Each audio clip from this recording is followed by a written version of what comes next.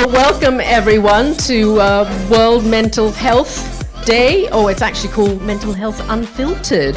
And hopefully we'll have lots of unfiltered conversations as well.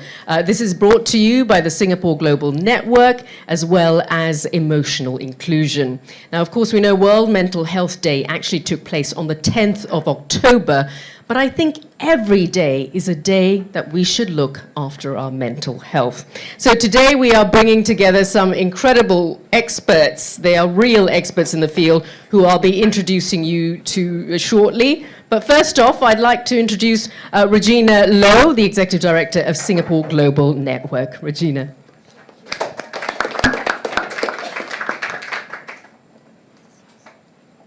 Hi. Yes. Thank you. Distress from all this logistics. Hi, good evening, everyone. Thanks for taking the time to join us today for the conversation with the panelists and with one another. My name is Regina. I oversee the Singapore Global Network, which is also known as SGN. SGN is a unit within the Economic Development Board of Singapore. And what we do is we try to connect communities across borders so that, leaders, talent, change makers like yourselves can find like-minded individuals and discover opportunities and pursue shared interests together. And actually, this was how we found Molly, who is a valued member of our network, and we were very excited by her work in the mental health space, and that's why we thought this is one way we could throw our support behind this meaningful cause and bring people together for a conversation here today. So I really want to thank Emotional Inclusion and the panelists here today, as well as 1880, for the opportunity today to just bring everyone, and I'm really looking forward to a meaningful conversation tonight. Thank you. Thank you, Regina. I'm going to grab my seat now. And in fact, you mentioned Molly, and I'd like to introduce Molly now because, of course, she is the founder of Emotional Inclusion and also leads Longchamp, the amazing brand. Molly Jean de Dieu, over to you. Thank you very much, Sharonjit. And well done on the last name because many, many people butcher it. So you've done well. Well, firstly, thank you very much, Regina. It's been such it's been immensely gratifying working with your team over the course of the past few months to make this event tonight a reality. And I commend you for the work that you do and for bringing together the community and being an active community driver in the arena of mental health. So no doubt does it speak greatly about the depth of purpose that you withhold within your organization. So thank you very much. And a shout out to the team at SGN, Alves, Valentina, Jamie, and of course the team at 1880, Chin, and I keep on calling her Noemi, but it's not, and her name will come back to me in a second. Nicolette, thank you very much. I couldn't have done it without you, so thank you. You've been fabulous. It is such a pleasure to see so many friends and colleagues and new faces in the audience tonight, so thank you for being here. We are joined by the lovely moderator, Sharonjit Lail, and a panel of two stellar psychologists and two mental health advocates. Tonight, we will be sharing with you our thoughts and insights in and around the state of mental health, but we've also chosen to gather all of you because you too are mental health advocates and game changers within this arena in your own way. And it's a vast and complex arena, to say the least. When minds, hearts, purpose, and drivenness come together, I cannot help but feel extremely hopeful for what lies ahead. Stigma looms large in and around mental health, as we all know, and we leaders have the lion's share of responsibility in being forces of change. Emotional inclusion is all about the doing. Why, might you ask? Well, because inclusion is an action. And it's an action. And actually, it's more than that when we look at the full scope of it. When we look at the embryology of our emotions, it is unequivocal in its purpose to drive us since the beginning of time to not just survive, but also to thrive. So, this is the school of life. We all have our stories of pain and heartbreak. And, you know, one of my greatest concerns when I look at the mental health landscape today, set to be a multi-billion-dollar industry very soon, is that it lacks a great sense of candor. And why are so many people still sugarcoating the matter, or just, you know, still dipping their foot in the water instead of plunging right on in and talking about it truthfully and openly? This is what being emotionally inclusive is all about. And so I thank you all for boldly and bravely showing up tonight to be the change. Some of you might be wondering the symbolism behind the green pin that you've just received. This green ribbon is the symbol for mental health awareness. We're also versed with the pink ribbon, which is the symbol for breast cancer awareness, and yet we have so conveniently ignored all about the green ribbon. You might ask yourselves, well, why green? I certainly did. I mean, why not blue or yellow or orange for that matter? Well, for the little story in the 1800s, green was used to symbolize used to label the people that were considered crazy. And so tonight, I encourage you to continue to wear this green ribbon, this green pin, to show the people you walk past in the street, to show your friends, to show your colleagues, to show your loved ones that you truly, deeply care about their mental health. Yes, yes, yes, we can all collectively make a difference and make mental health a global priority. So on a final note, just to reassure you, and perhaps on a note of humor, we are not here to depress you tonight, okay? But we're here to openly and again truthfully talk about mental health in a way that really matters. So once again, a very, very, very warm welcome to Mental Health Unfiltered. Thank you. Thanks so much for that, Molly. Really incredible. I had no idea that people who were considered crazy had to be in green 100 plus years ago. Fascinating. Now, I realize we are quite strapped for time, and as Molly said, we do not want to depress you, but I was told to talk a little bit about why I'm here supporting this today. And as many of you might know, I spent a quarter of a century as a journalist. And let's face it, the news is often bad. It is often tragic. No, it's not a laughing matter. It's actually tragic. You've got war in Ukraine, you've got high inflation, people being driven into poverty. It is awful. And, you know, whether I was the messenger of the news, presenting it on the BBC, or reporting live from the field, it had a big impact on me. And it only took really leaving it, retiring from that job, to realize how emotionally exhausting that was. Constantly bringing you news about war, famine, you know, terrible things like the Sri Lanka Easter Sunday bombings, which I had to go cover live, and you could hear the bombs going off in the background. Trauma beyond belief, but it's stuff that I was actually trained for at the BBC.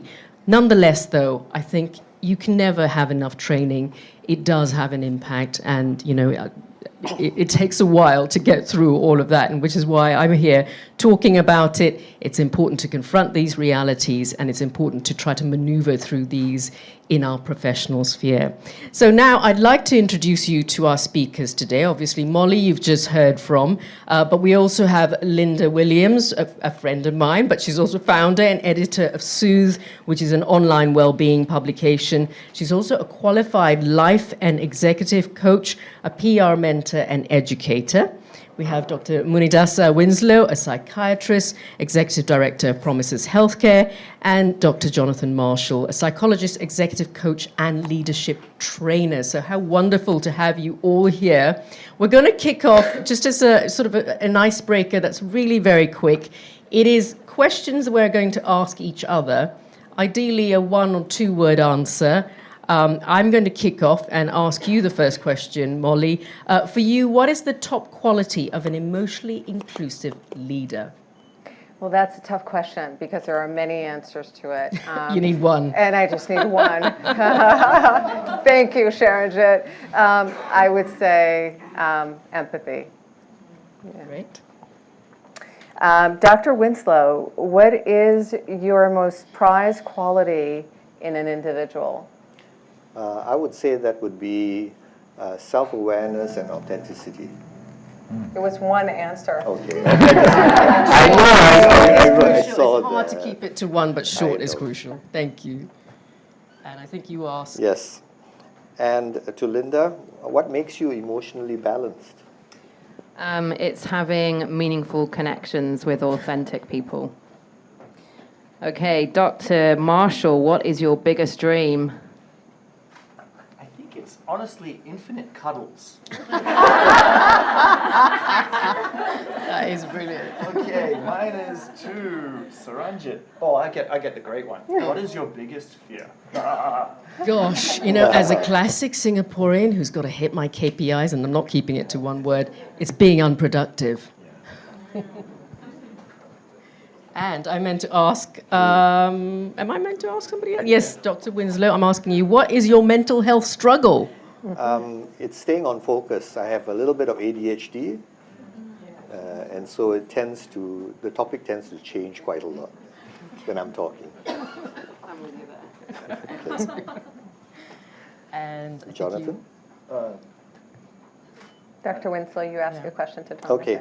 What's your number one, Jonathan, what's your number one reason to wake up every day? And can't be cuddles again. Well, I was going to say, we get more cuddles. I think a bit like what Linda said, it's connecting to people in a real manner, which fortunately in my job I get to do. So that's probably it. Molly. Molly, what is your strength? My vulnerability.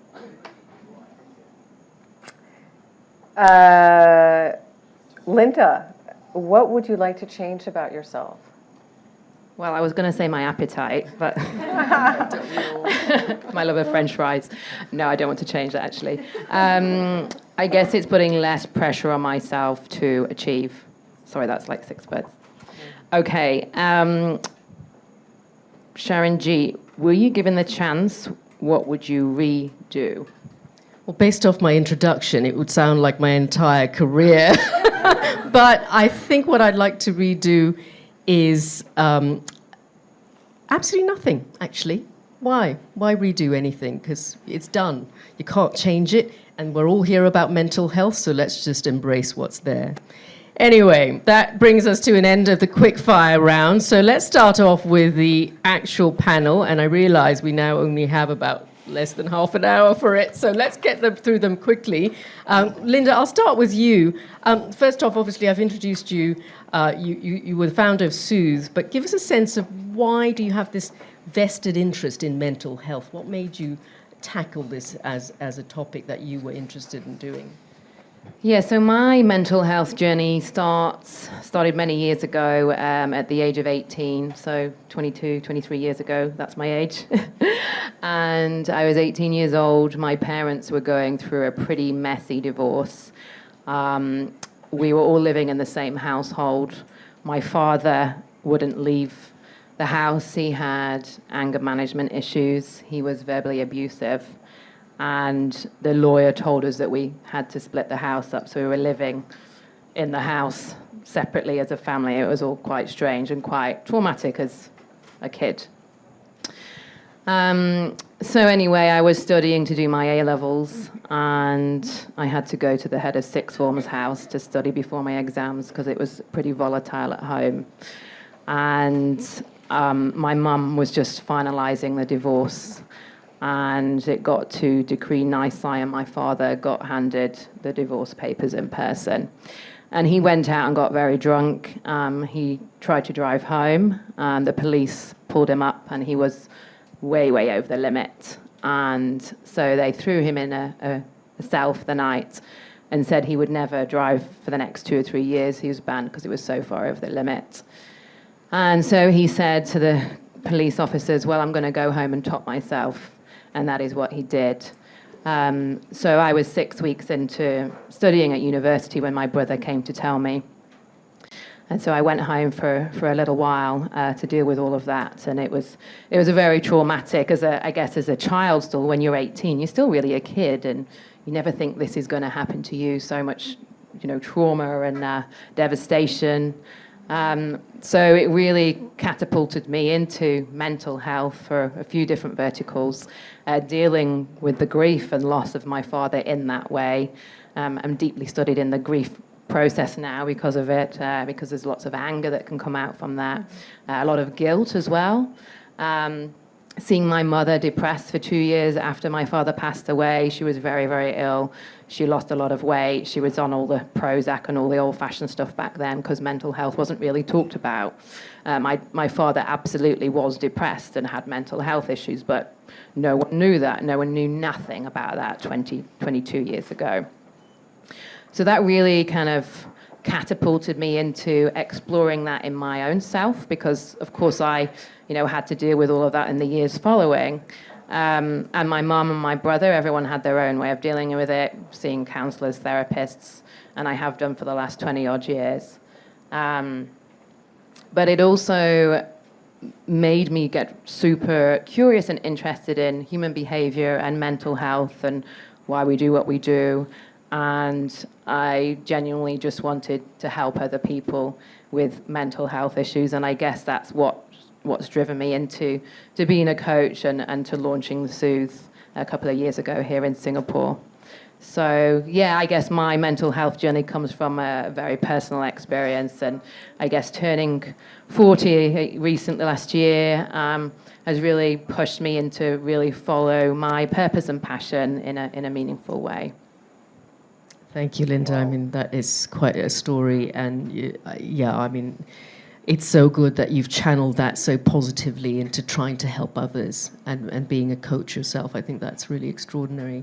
I'm going to follow up with one of the doctors now, Dr. Marshall. It's extraordinary how far we've come because, as Linda was just saying, people didn't talk about mental health back in those days. It took a long time to get to the stage where here we are with a room full of people talking about it. How prevalent is this problem today? How much do you see it in your work? Despite just show of hands. Oops, maybe can we turn that one off. If you think about yourself and say this cluster of very few people who you know well, by show of hands, if one of that group of say 4 or 5 people has experienced a mental health issue in the last 2 years, please raise your hand. Okay, basically the whole room, or almost, at least 85%. I'll just do it without that mic. Here we go. So Mercer did a study recently and shows 85% of Singaporean workers are at extreme burnout. 1 in 2 is expected to leave their job partly because of this within the next year. So this is a very major problem in the corporate arena, never mind as a kind of a humanitarian issue in a way. The PAP, their youth division, conducted a study in April and found 2 out of 5 Singaporeans have experienced what they call mental health struggles. Not a whole lot of definition what that means, but 40% of the population. So we're getting enormous numbers here. Globally, we used to say 1 in 8 people is living with a mental health condition at this time, which, when you think about it, 1 in 8, that is just an enormous number. That's an awful lot at this time. So it's not in their lifetime, at this time. But COVID has probably increased that by a quarter. So we're now looking at maybe 1 in 6 people. And a mental health condition, by this definition, is a psychiatric condition. It's not, I've got the blues or I'm a bit grumpy. It's a very significant, deeply distressing condition held by about 1 in 6 people. In Singapore, we have really remarkably good statistics. 1 in 11 people currently have either clinical levels of anxiety or depression. Now, why Singapore is so much better off than other places could be for many reasons. Maybe we are better off because we've got more social support and families are more involved. It could also be that in Singapore there's so much shame around having a mental health condition that maybe we don't even admit it to ourselves, or, perhaps more fascinating, we get things like irritable bowel syndrome, or we get medical illnesses which are kind of taking the psychological distress, transmuting them in the body, and coming out with a more acceptable condition. We call it somatization. The cost in Singapore alone, and this is a 2016 figure, so the cost now is dramatically higher, based on utilization and on loss of productivity, is 1.7 billion. So it's quite a lot. And last year, a study was conducted that found, comparing mental health with other health issues, while coronavirus was number 1 of the health concerns, number 2, at 41%, was mental health issues, more important than even cancer. So overall, a fairly prevalent and essential topic. And I think COVID has done us some favors, one of which is just highlighting how terribly important and common this issue is, or these issues. Gosh, those statistics are just mind-boggling. Yeah, absolutely shocking. Until you've got it on a slide like that, I don't think anybody realizes the impact of just how wide a problem it is. And that goes very nicely now to Molly, because obviously we know it's really prevalent. And you started the NGO Emotional Inclusion. Tell us what led to that. Yeah, so I think before we talk about what emotional inclusion is, I think it's important to mark the distinction between emotional intelligence and emotional inclusion. So emotional intelligence, capital E, capital I, is all about the knowing, right? And I stress the knowing of how to navigate our emotions and the emotions of the people we interact with. Whereas emotional inclusion, capital E, lowercase I, is all about the doing and basically putting emotional intelligence into action. And what we see is that there is a tremendous amount of action that is needed when it comes to fueling our humanness within our organizations today. And there is no clear roadmap as to do that. And so when I launched emotional inclusion in the workforce 2 years ago, I deep dived into the companies that do have diversity, equity, and inclusion platforms. And I realized, and pardon me, I know a few of you in the audience are heads of DE&I. So, but what I've noticed is that they spoke of all kinds of inclusion, but they didn't speak of emotional inclusion. And we are human beings. We are wired to feel. We emote before we even reason.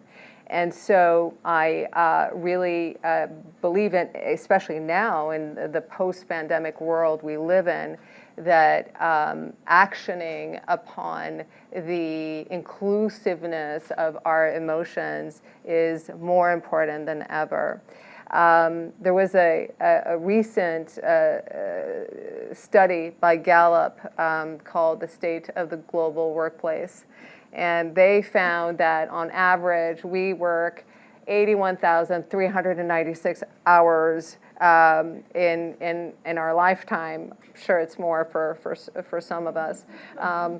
But you know, the only thing we spend the most time doing is sleeping. And so I think here what's really, really important is that we, as I like to say, that we rethink our mental health fossils, right? How are we going to, again, make sure that we allow our employees to bring their full selves at work and for them to feel truly cared for and supported. So that was really the genesis and sort of the mission behind emotional inclusion. It's wonderful, and seeing as you're from the fashion world as well, there's a whole different layer of various kind of trauma that people suffer Yeah. in terms of body Yeah. image, et cetera, et cetera. Now, Dr. Winslow, I'm going to move to you now. It was interesting to hear from Jonathan about the kind of numbers here in Singapore, but you really do have hands-on knowledge of the numbers here in Singapore. So give us a sense of what is the kind of addictions and compulsions that you're dealing with on a daily basis here. Okay. Very quickly then, I got into addictions, by the way, when I started more than 30 years ago. There was no addiction department in the Institute of Mental Health.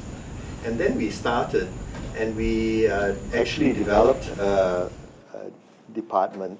Part of it was the way that the good old non-politically correct method of choosing a head was look at all the young psychiatrists around. We need somebody to look after the alcoholics. Winslow, you look like you're Indian, even if you're not. So why don't you go and look after them?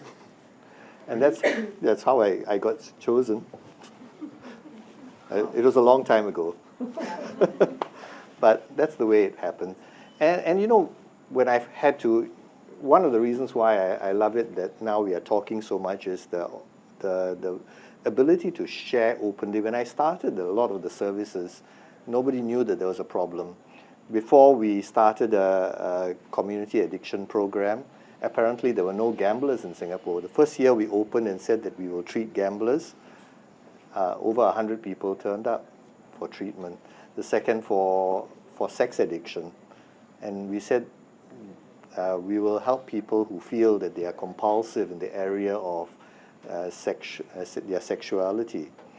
And lo and behold, the first year we had 80 people who actually turned up. Of course, when we announced it in the newspapers and stuff, somebody was carrying a handphone for people to ask questions. And of course, everybody in Singapore was calling up. In fact, those days was the big brick handphones. And they used up 2 batteries of that. Everybody calling up to ask questions for the person who had shared his own story of how he went through recovery from sexual compulsion. And in good Singapore fashion, he said everybody who called up was, hello, you know that story that came out in the papers? I have a friend who is just like that. Yes, so nobody actually had a problem when they called up, but they all had friends who had a problem. And it's great fun. And that's what drew me into addiction work and all the things that you've talked about, because addictions are so powerful now. There's Scott Peck, the author, used to talk about addictions as a sacred illness. He said that people who get into an addiction or compulsion are seeking for more in life than they're experiencing. It's just that they're going to the wrong address. Okay? And that's what we see today, because so many people coming in for help, whether it is alcohol or drugs or pills or gambling or sex, or nowadays it's just compulsive internet as well, right?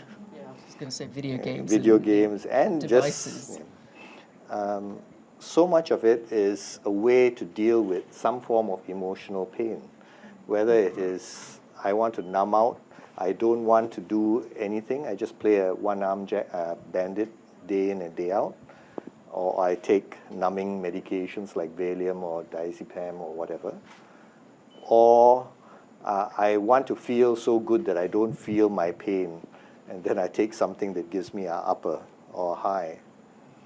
Or I get involved in the thrill-seeking of some of the gambling games or sex.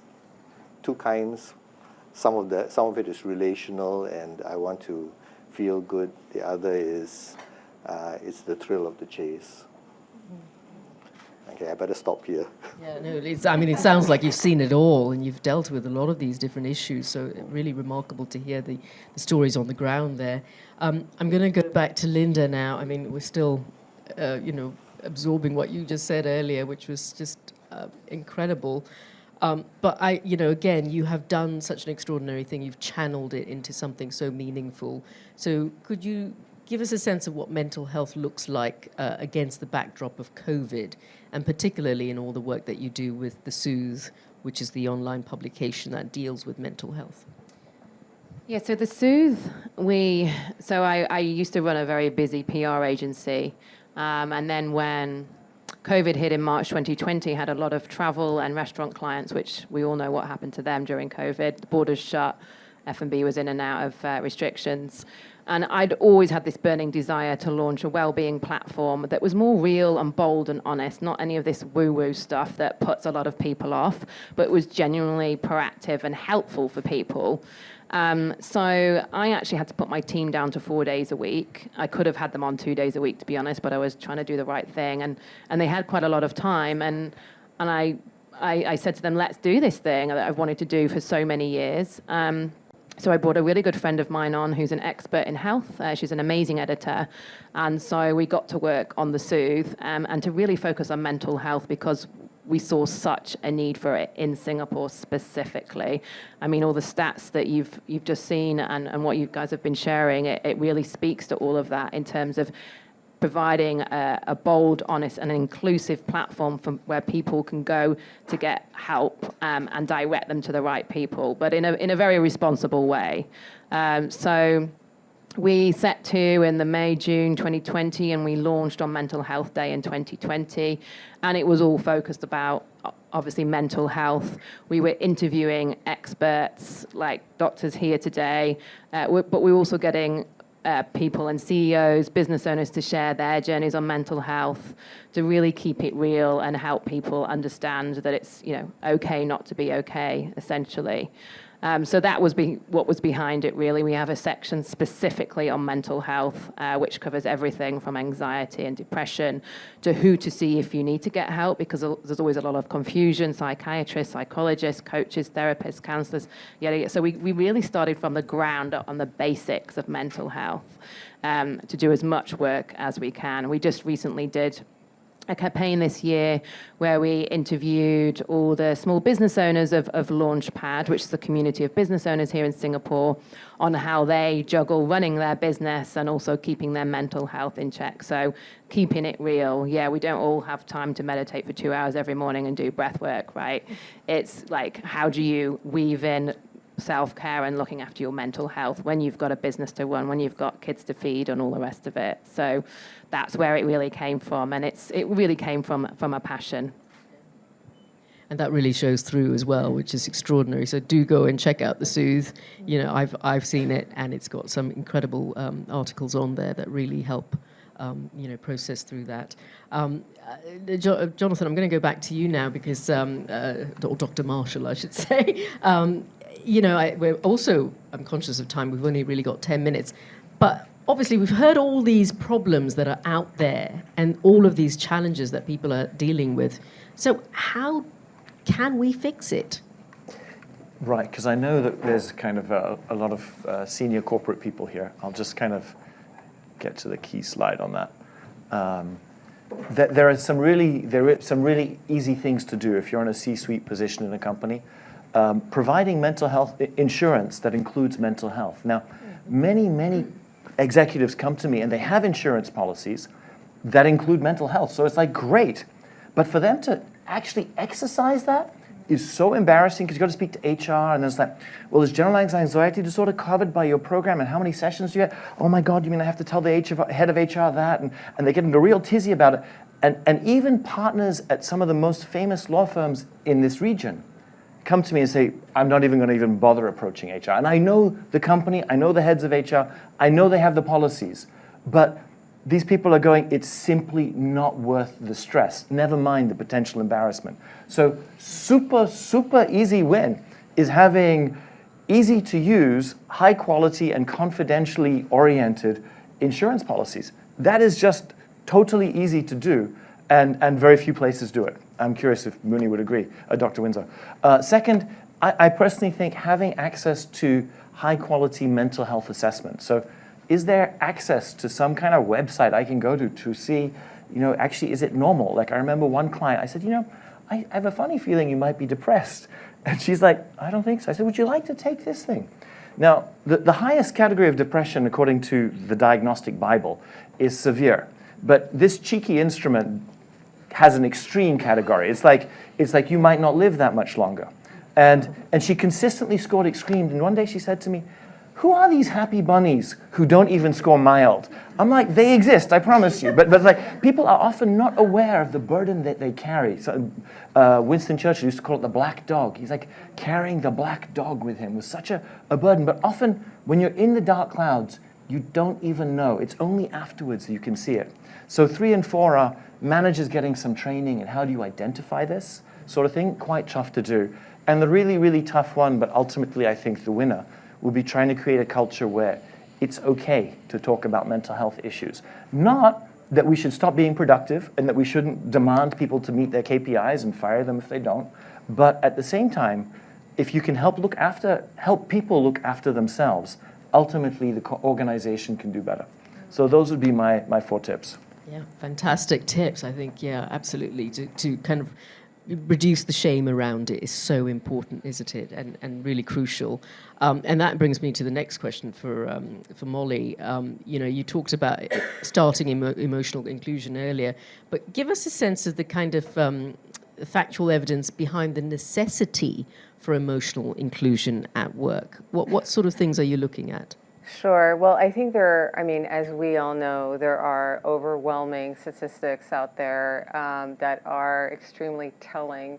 But a few, really struck me in terms of where we're at today. So, for example, 60% of employees deem that or have never spoken about their mental health at work ever before. And this is from a Harvard Business Review paper that came out not so long ago. Or 78% of employees, according to an Oracle survey, found that or deemed that their company should be doing more when it comes to protecting the realm of mental health for their employees. Well, interestingly, 78% of leaders / managers here, according to an Ipsos Reid study, found that they would be more effective in their daily jobs were their employees to have the proper assessments for mental health. So again, these are statistics that point out to the fact that we still really need to incorporate and assimilate and also bring to fruition within our companies that unless we care for our people, we will not care for our businesses at the end of the day, and so that the two really go together. And so a framework, and we were talking about that a little bit earlier, that today the problem with companies is that they don't have that roadmap, they don't have that framework. And what we do at Emotional Inclusion is that we really provide a real sort of strategic focus, a framework, right, where we accompany employees on a medical way, because that's the only way that you can see sustainable results and that you can really track and measure the improvements that Dr. Marshall was alluding to a little bit earlier through surveys, through taking anonymous barometer surveys of how your employees are feeling. But we also work on really cultivating cultural pillars for mental health within organizations so that it really becomes, again, a part of the DE&I platform that the company might have. And if they don't have a DE&I platform, which is often the case for smaller companies, that at least their work be done whilst making sure that we stay very respectful of the organizational DNA at stake. So, I guess, again, if you were all to click Google mental health statistics in the workplace, you'll, again, get an overwhelming number of stats, and I'm not going to bore you with all of them, but I think that the state of affair today is dire, and that the pull, again, is greater than us, that if we choose not to look at mental health really in a laser-focused medical way, that it be via insurances that you just mentioned, Dr. Marshall, or that it be via anonymous surveys, or that it be that it be through any route, right? All roads lead to Rome, as the popular saying goes. But if we don't take sustainable, focused action, again, I think that companies will be left behind, and actually that will trickle down to economies, in the end. So we really are at a crossroads today, where in the backdrop of COVID, our Gen Zers, our millennials are specifically asking us to relook at how we integrate mental health within our organizations, because we really are at a point where we need to rethink about the status quo, right? How do we create belonging? How do we create a sense of purpose within our organizations so that our employees want to come to work, so that our employees want to feel engaged, and give us their best work. So we, the workplace of tomorrow, the workplace of the future, is being written now, and I think that talking about it is not enough. Action is needed. Yeah, we've just got a few more minutes, and yes, I did not want to interrupt your train of thought there because it was very insightful, but we are limited for time. So I think I'll ask you the last question now before I open it up to the audience. And you guys have been fantastic. You've all been listening in, and you've been really attentive. But I'm going to ask each of you the last question. And Dr. Winslow, I'm conscious of the fact that you've got all the Singapore statistics. I was going to ask you about the Asian perspective, because obviously, having lived in countries like Japan where people work themselves to death, the Asian context is, a little bit about what Dr. Marshall was talking about earlier, just this notion of the stigma around mental health, that people don't want to talk about it at work. It might seem that they are less professional or appearing less, productive to their colleagues. So if you could quickly just wrap that up in terms of how tough it is here in Asia, and then I'll go into the next question, and then we'll open it up to the audience. I think one of the things that I've noticed is that, by the way, that was great. I'm so inspired after listening to Wally about inclusion. And one of the things that I've noticed in recovery, whether it is mental health or addictions or any kind of emotional issues, is that the sickest people are the people who have secrets. Okay, so there's a saying in recovery circles that you are only as sick as your secrets. And one of the things I'm incredibly grateful for, though not very much, but for the COVID period, was that it's broken the stigma or the ice of people seeking help. Because now they have something to blame in our Asian culture. It's, I can't cope, I'm having problems, I'm having an emotional breakdown. It's because I've been sitting at home every day. My main trigger point is my mother-in-law, and she's with me every day. Or stuff like that. So they feel willing to talk about what's going on in their life. And that's what I see that has happened through this COVID period. People are more willing to talk about mental health, more willing to talk about the fact that I'm not okay. Before that, in our Asian culture, as you know, saving face, and I work with alcoholics a lot. There's a saying in Alcoholics Anonymous, you can't save your face and your A dash dash at the same time. Okay. Okay. So that's all. Thank you. Thank you, Dr. Winslow. Actually, it's really interesting you brought that up, and I said I was going to try to wrap it up, but Dr. Marshall, we were talking about something really fascinating earlier. You had worked on something which, maybe I'll let you talk about it, because it's really fascinating. Here we are in Singapore, all of us looked up to the founder of modern-day Singapore, Lee Kuan Yew, but apparently there were issues around the fact that he was kind of on the spectrum. I mean, we knew he was dyslexic, but because he was on the spectrum, perhaps that's also kind of culturally influenced us as a culture. Could you talk a little bit more about that? I don't know if he was on the spectrum, but certainly his leadership style. I used to be on faculty at NUS teaching leadership and was asked to do a nationwide study of impressions of Lee Kuan Yew.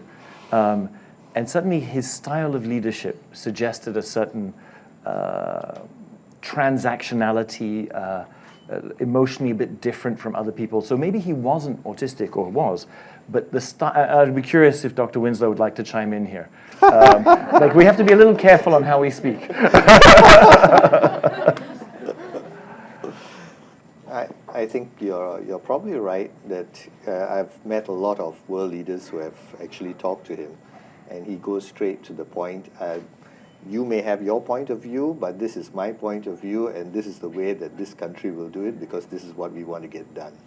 Which And I think isn't just belligerence. No, It's it also sort of very systematic, logical thinking. And I've wondered sometimes, there aren't many nations that I can think of where a single person has influenced the nation so much. Lee Kuan Yew, from the founding of Singapore, for so many years, and was such a small nation, created an impression inside the minds of people. So those above the age of what would now be, say, late 40s, have in their mind like an icon of Lee Kuan Yew, almost as articulate as, say, an aunt or an uncle. He's a very vivid, living figure. Those under the age of 40 is a different story. And I think for them, his personality, his way of doing things, has caused something in the culture, has caused a rigidity, a production orientation, a terror on not being good enough.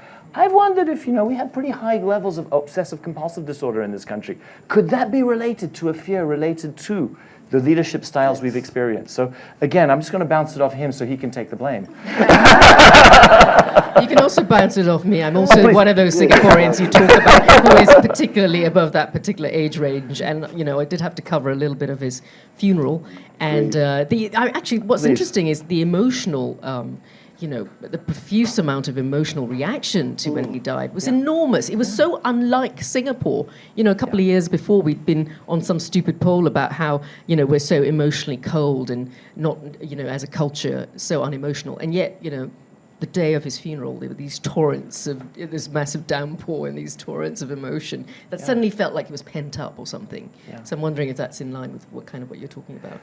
I think so. I think we're not very, as a people, we're not sort of expressive. Very expressive. Not say like Filipinos are, but it doesn't mean that the emotions aren't there. And it wouldn't be to suggest for a moment that Lee Kuan Yew was not someone who had emotions, but that they're expressed in a different way. And I mean, let's face it, some of the most extraordinary people, Greta Thunberg is on the spectrum. She's autistic, and look at her. She just gets it done. She tells the world leaders that they need to buck up and do the right thing. So it's quite an effective way to be a leader as well, isn't it? Yes. If you look at it that point of view. Now, at this point, I do want to open it up to the audience. You've all been, as I said, an amazing audience. You've been listening with such great attention. So there are mics, I believe, that should be roving around. Or, you know what? It's a small enough room that I think we can all hear each other. Sophie. Yes. Hi. Thank you so much for that wonderful panel. That's just a wonderful, wonderful discussion.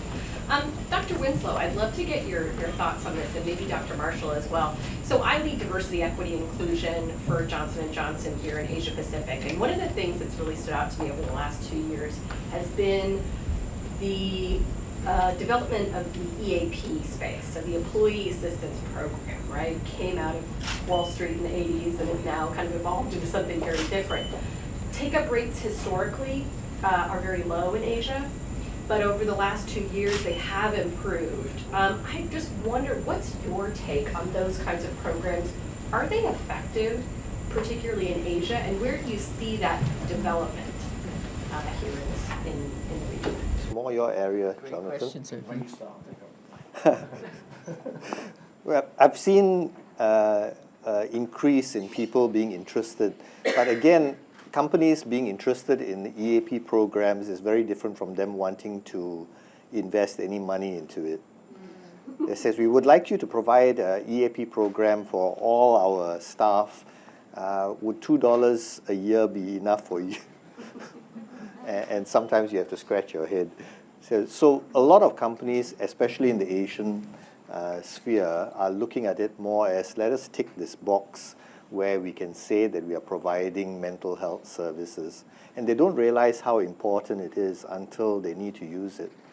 We were treating one of the companies providing care for one of the companies, which one of the managers went to the company treadmill and unfortunately fell dead. And the rest of his department had to continue.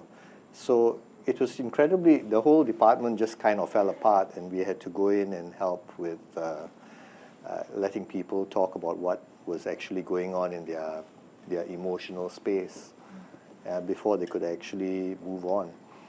But it is really important, but we don't have it. And the good old Singaporean method is, if you got a mental health problem, go deal with it yourself. It's none of our business as a company. You go and treat yourself, but when you come to work, just work.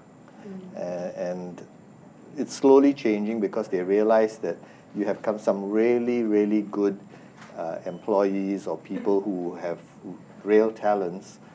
And at some point in our lives, people go through depression. You may have a grief. You may have a relationship issue.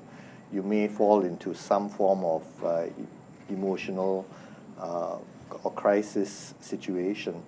It won't last forever, but does that mean that you get rid of that person because you can't perform now? And that seems such a waste in army spheres or in the American Navy and Army and Air Force. They actually have whole heaps of EAP folk working on the issues because they know how much it costs to train an Air Force pilot or a specialist in any field. And I think in our workplaces, we should also realize that the people, we invest time and effort and money to have them grow up together with us in the workplace. If they're running into a crisis or if they have emotional problems that need attention, perhaps it'd be a better way to just provide those services rather than let them go. Or what do you think? You've seen this more than I have. I used to be more cynical. I think there are a lot of EAP programs that seem so mediocre in quality that you're like, really? But then I was sitting with some coaches in a coach supervision session, and one of them was talking about, I've got this coachee, and she attempted suicide a little while ago, and she's thinking about it again. And I'm like, what is a coach doing thinking they can treat someone who has, who's eminently suicidal? And so an EAP program, even at dodgy quality, should be enough to go identify and do something. So even a low quality EAP program can be valuable. But companies that have really put their back into this have done incredible things. Like, I worked with a law firm here in Singapore that approached me to create an in-house clinical psychology thing. And I was very cynical. I'm like, what? You got a partner who got depressed. In 6 months' time, you're going to cut the program? Oh, no. These guys were really serious. My practice was full every time I was there. It was so well done. It was so well executed.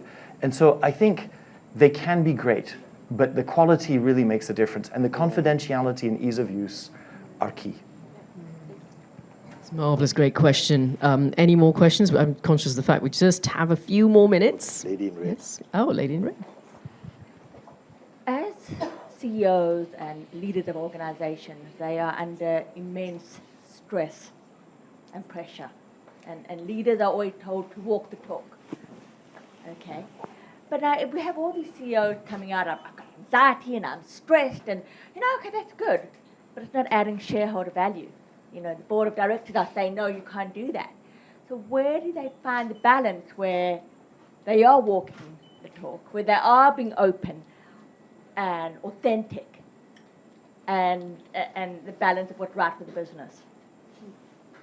That's a great question, Batya, because I think, and if I may bounce on it, I think vulnerability is not a mindset of a leader. If anything, leaders are promoted because they exude self-confidence, self-assuredness, they exude clear vision on that which they need to accomplish. And yet, the workplace, as you're saying today, promotes, for a friendly approach while staying very cool, while keeping a cool business relationship at a distance, if you will. And we all know today that in the backdrop of COVID, that's just no longer possible. And I think that really touches within the realm of vulnerability, which is one of the traits of an emotionally inclusive leader, amongst many others. But I think it's a really good one because we need to understand as leaders that we are imperfectly human, and that infallibility is not a weakness, and that truly, if you were to ask me, it really is time for us to all, we're all leaders in our own right in this room, that it is time to walk our talk and really drop our mask of invulnerability, if I may say. I don't know if anyone else wants to add to it. I guess not. One final one for Dr. Marshall before the work permit is canceled, which is no doubt underway right now. In my organization, we have spent a lot of time thinking about what you're talking about on the insurance, the support front, right? There's two ends of the spectrum. There's a full in-house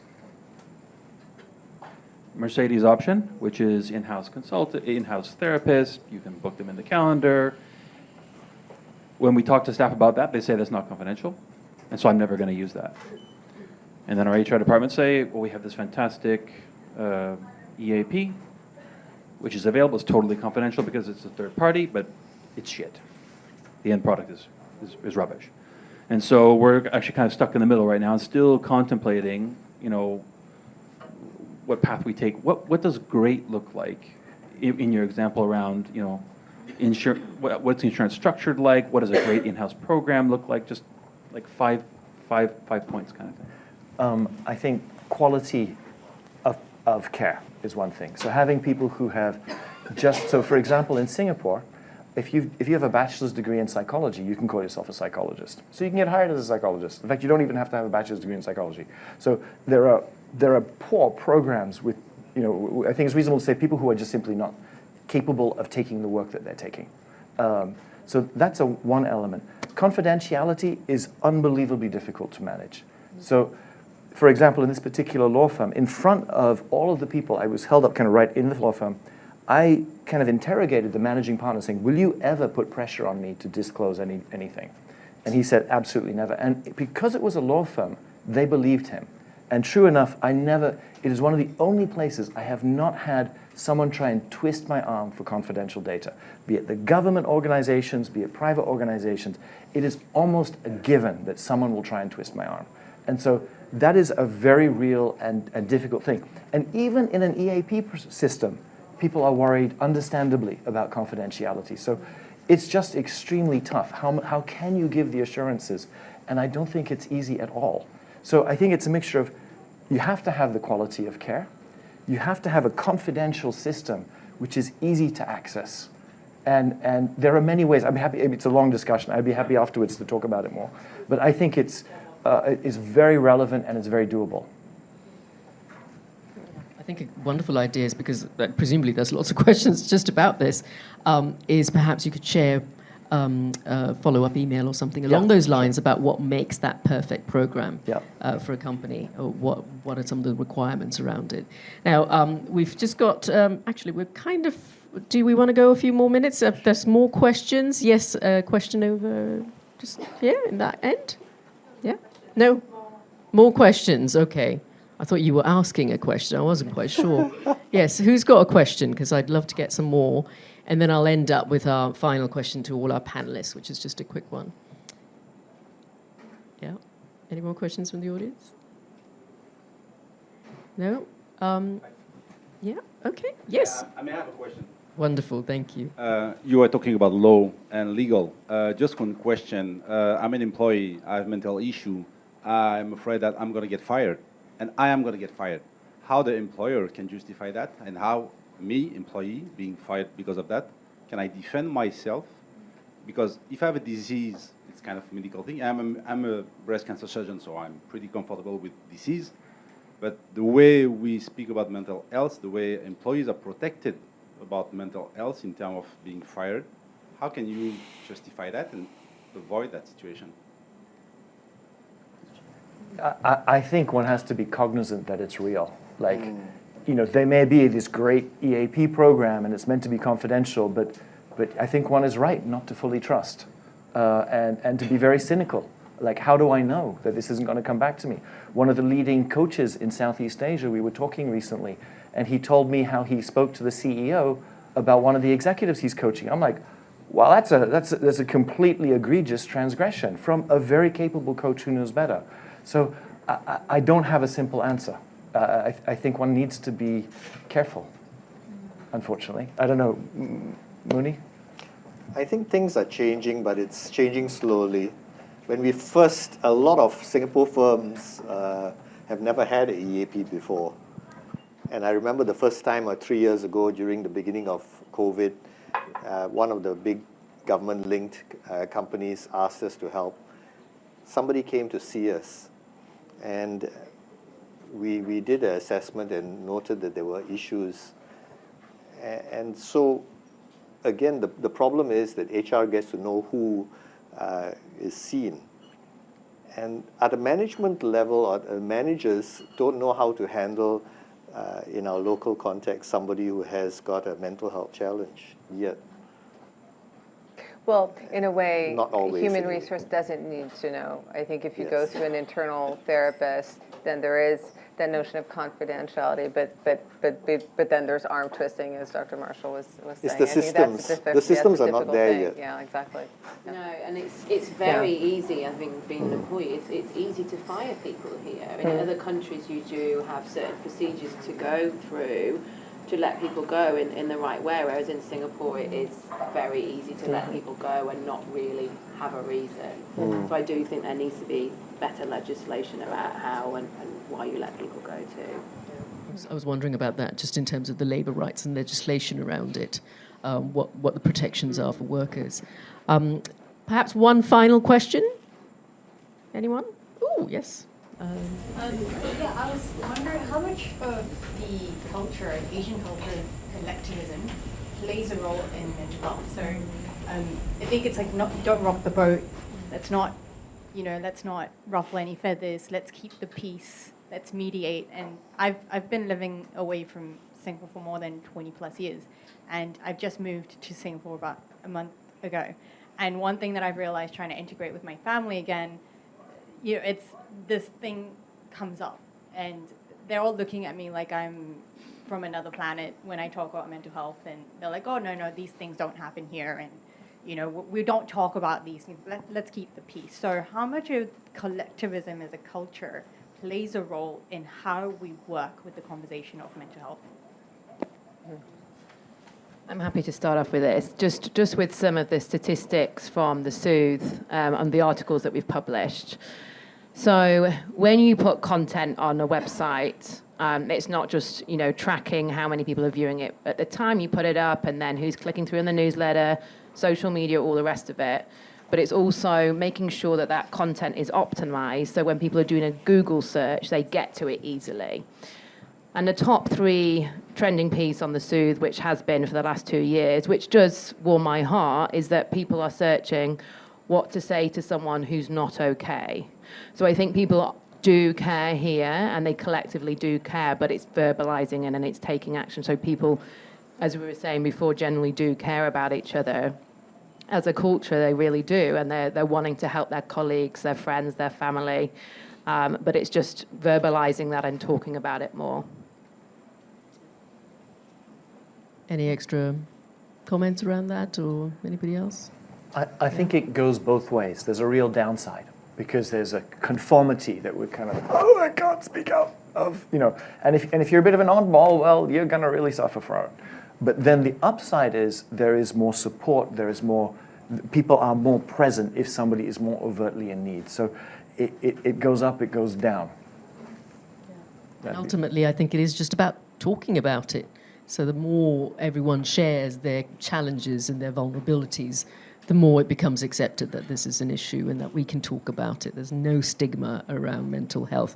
Final question for each of the panelists, if you can keep them brief, is what is your wish for the world of mental health? Well, let's start with you, Dr. Winslow. Equality for insurance payments for mental health, mental health as well as physical illnesses. Linda? I guess I wish people would just spend more time and money on their inner self than they do on their outer self, especially with the next generation and social media and how we look and how people perceive ourselves. If only we'd spend that amount of effort, time and money on our inner selves. For me, it's two things. One is awareness of what we need to heal and connecting it to our passion and how we want to go forward. So it's both healing and growth. And for me, it's that we all be able to exercise a genuine sense of candor in and around the issue. This is the kind of the genesis of this whole talk. And let's talk about mental health in an unfiltered way. Aren't we all so tired about hearing about mental health in a very superficial way? So I think more candor and more laser-focused action. Let's all just start walking our talk and making a difference, a real one. Well, you heard it there from all our experts. I think those are famous last words from each of you. And, it's so important that we were all here today, present as a collective in this room, talking about mental health. Because once you start talking, as we was just discussing, that's when you can make a change. So thank you all to a fantastic audience for your great questions and our wonderful panelists. A big round of applause for them.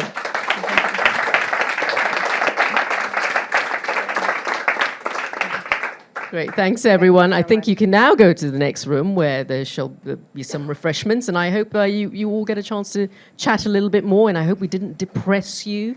I think this was really constructive, so let's continue those conversations.